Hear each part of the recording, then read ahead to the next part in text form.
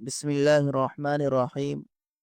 صرف 5 منٹ کا مدرسہ قرآن و حدیث کی روشنی میں 183واں دن 3 رجب المرجب۔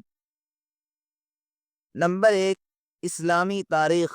حضرت عمر رضی اللہ عنہ کا اسلام لانا۔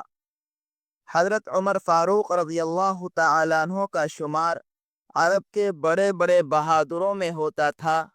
اسلام قبول کرنے سے پہلے حضرت عمر رضی اللہ عنہ مسلمانوں کے سخت دشمن تھے اور رسول اللہ صلی اللہ علیہ وسلم کے قتل کی فکر میں رہتے تھے۔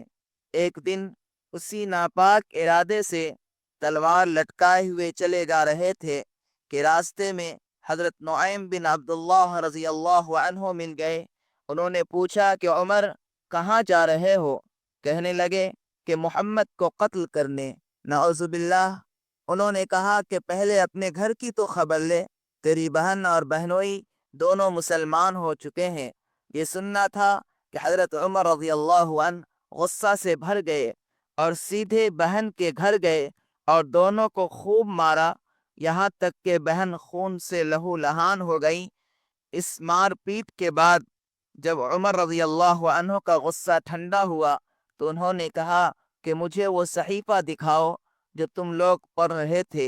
بہن نے کہا تم ناپاک ہو، غسل کیے بغیر اس کو ہاتھ نہیں لگا سکتے۔ لہذا انہوں نے غسل کیا اور بہن سے قرآن لے کر پڑھنا شروع کیا۔ قرآن پڑھتے ہی ان کی حالت بدل گئی۔ فوراً حضور صلی اللہ علیہ وسلم کی خدمت میں حاضر ہوئے اور مسلمان ہو گئے۔ صحابہ کرام رضوان اللہ تعالی علیہ مجمعین کو آپ رضی اللہ عنہ کے اسلام لانے سے بے حد خوشی ہوئی اور اس زور سے اللہ اکبر کا نعرہ بلند کیا کہ سارا مکہ گونج اٹھا۔ نمبر 2، اللہ کی قدرت۔ بال اللہ کی دی ہوئی نعمت ہے۔ بال اللہ تعالیٰ کا دیا ہوا انمول تحفہ ہے۔ اللہ تعالیٰ نے انسان کے سر پر ریشم کی طرح چمکدار اور خوبصورت بال اگائے ہیں جو سردی، گرمی اور دوسری نقصان دہ چیزوں سے سر کی حفاظت کرتے ہیں اور چہرے کی خوبصورتی کو بڑھاتے ہیں۔ اللہ تعالیٰ نے ہمارے جسم کے مناسب جگہوں پر بال اگائے۔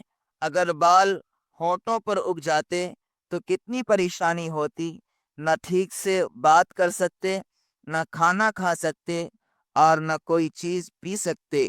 اسی طرح اگر ہتھیلی پر بال ہوتے تو کتنی پریشانی ہوتی۔ یقیناً ضرورت کے تحت انسان کے جسم پر بال اگانا اور بعض جگہوں پر نہ اگانا اللہ تعالیٰ کی بے مثال قدرت کی نشانی ہے۔ خود اللہ تعالیٰ فرماتا ہے ہم نے انسان کو بہت ہی خوبصورت سانچے میں ڈھال کر پیدا کیا ہے۔ نمبر 3، ایک فرض کے بارے میں۔ نماز کے چھوڑنے پر وعید۔ رسول اللہ صلی اللہ علیہ وسلم نے فرمایا نماز کا چھوڑنا آدمی کو کفر سے ملا دیتا ہے۔ ایک دوسری حدیث میں آپ صلی اللہ علیہ وسلم نے فرمایا ایمان اور کفر کے درمیان نماز چھوڑنے کا فرق ہے۔ نمبر 4، ایک سنت کے بارے میں۔ 3 سانس میں پانی پینا۔ حضرت انس رضی اللہ عنہ پانی پینے کے وقت 2 یا 3 سانس لیتے اور فرماتے کہ رسول اللہ صلی اللہ علیہ وسلم بھی 3 مرتبہ سانس لیتے تھے۔ نمبر 5، ایک اہم عمل کی فضیلت۔